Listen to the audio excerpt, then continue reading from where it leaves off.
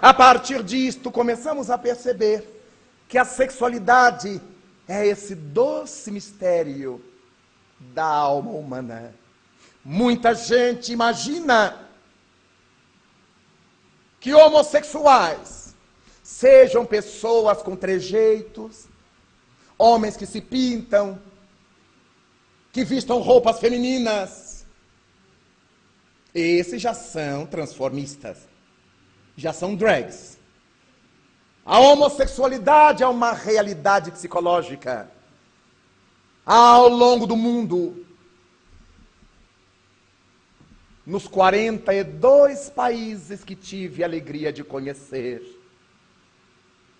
tenho encontrado homossexuais que, se nós os olharmos, nunca diremos.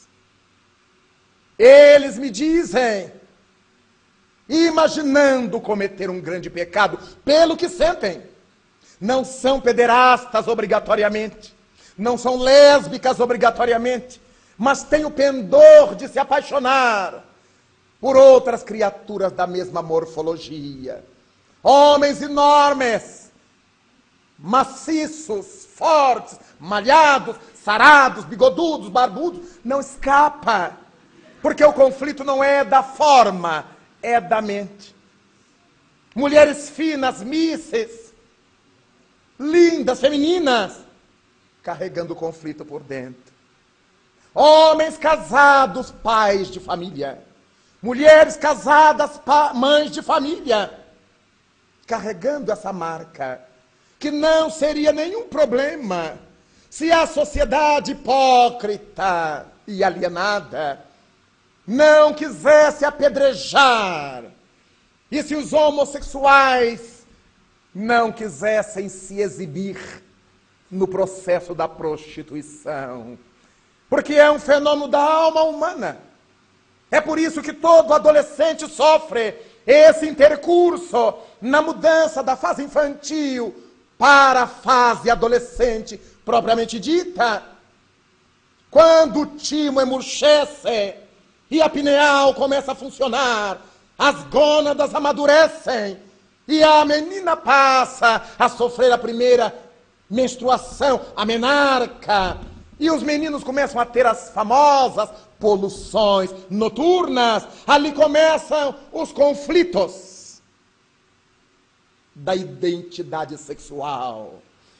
Os meninos adoram estar junto com as meninas, assimilam muitas coisas dela, os trejeitos, os jeitos, as maneiras, gostam de estar com elas e vivem o conflito.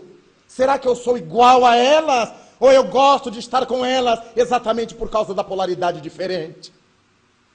As meninas convivendo com os coleguinhas rapazes, jogam bola, brincam de gude e vivem o conflito. Será que eu gosto deles porque eles me reforçam a própria identidade ou porque eu desejo ser como eles são? Afirmam as teses freudianas a respeito da inveja feminina do pênis masculino e fala da inveja masculina da maternidade feminina. Em verdade, todos nós vivemos esse processo de invejas recíprocos, exatamente porque já vivemos uma coisa e outra. Quando vemos a mulher grávida, por mais que o homem goste de crianças, ele sabe que só a mulher pode engravidar. Mas lá no inconsciente, ele diz, é boba, eu também posso. Não pode agora, mas já pôde um dia. A mulher olha o homem, todo espada, todo brilhante, e ela dirá consigo, lá no inconsciente, eu também sou, eu também posso, e eu também fui. Alguns amigos meus que são inveterados machistas, e ao conversar, tudo é pró-homem, tudo contra as mulheres. E eu lhes digo, à luz do Espiritismo, tenham cuidado, tratem bem as suas esposas, porque vocês voltarão.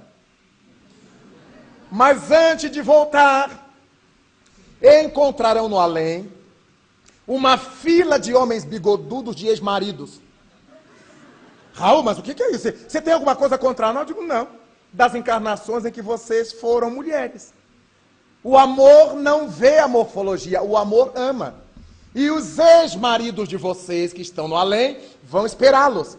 Eu quero ver como é que você se sai. Aquela fila de bigodudo. Gaúchos, portugueses, alemães.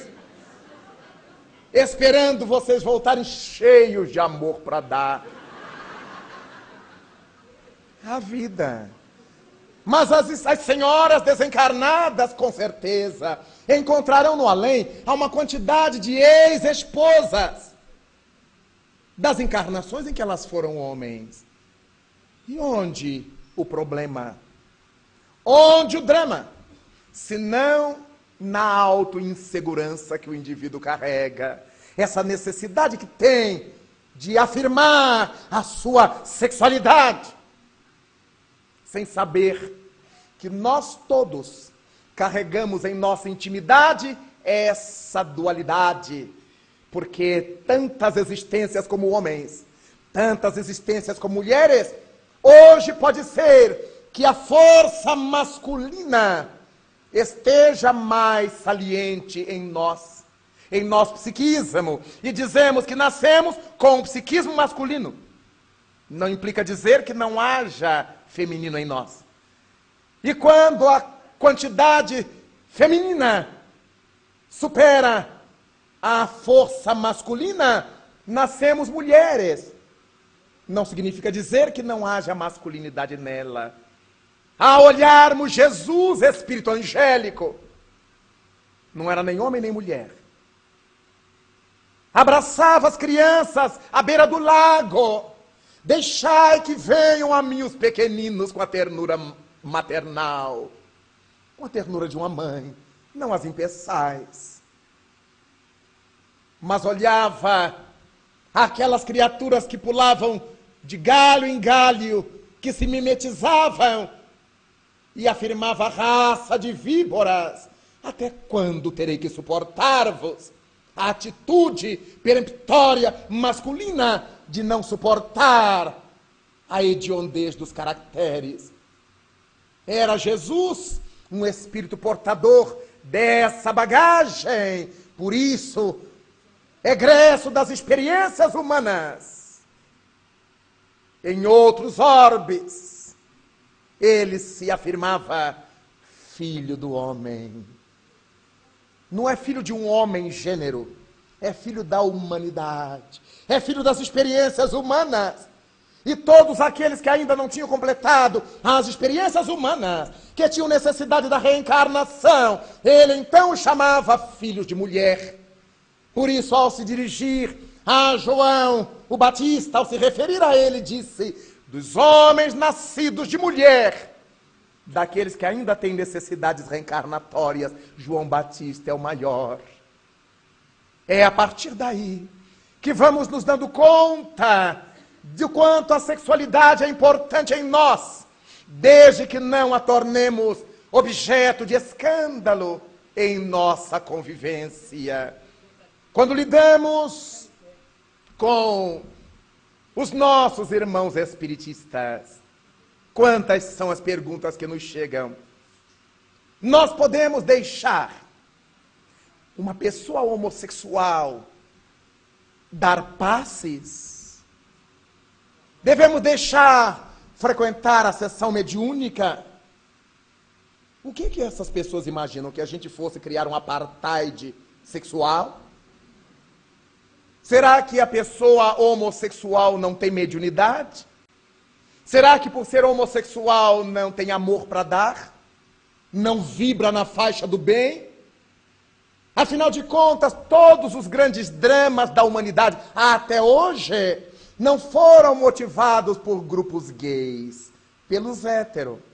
As guerras, o aborto, as misérias da traição conjugal, tudo isso nascido das experiências hétero. Alguém pergunta: mas os homossexuais podem adotar crianças? A criança não corre o risco de ficar gay também? E os benfeitores nos chamam a atenção para o fato de que em toda a história da humanidade houve homossexuais. Na linguagem cotidiana houve gays, mas todos filhos de casais héteros. Então seria o caso de levantarmos a tese de que são os pais heterossexuais que fazem filhos homossexuais. Porque não são os homossexuais que geram filhos homossexuais. Então é preciso que nós paremos para refletir, para pensar e sairmos da tolice. Nós só impediremos a qualquer de realizar as atividades no centro espírita, homo ou hétero, ou bi, ou polissexual, se ele se entregar aos escândalos.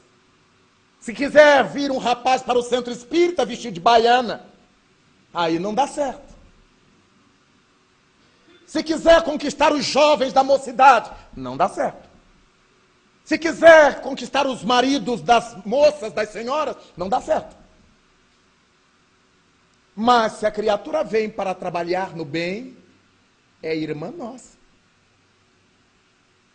E aqueles homossexuais que a gente não identifica? E a homossexualidade enrustida? Como é que a gente faz para impedir? E se eu não tenho instrumento para impedir a todo e qualquer tipo de homossexualidade, por que é que eu vou dirigir o olhar só para aquele que tem trejeitos? Ou que fala mais fino?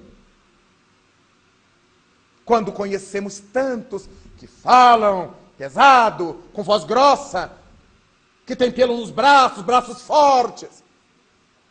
Porque a questão da sexualidade não é biológica. Os nossos órgãos genitais não geram o sexo. Eles são submetidos ao sexo que está na mente. É por isso que pessoas maduras, entradas em idade, quando os órgãos já não funcionam, nem por isso se lhes desaparece da mente essa tortura sexual, esses desejos do sexo, porque a sexualidade é essa presença de Deus em nossa intimidade. Esteja o nosso corpo apto a efetuar ou não.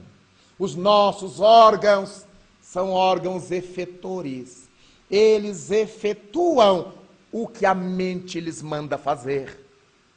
A sexualidade está presente na alma. Por isso é que os espíritos não têm sexos no plural, como nós imaginamos. Eles carregam essa energia criativa.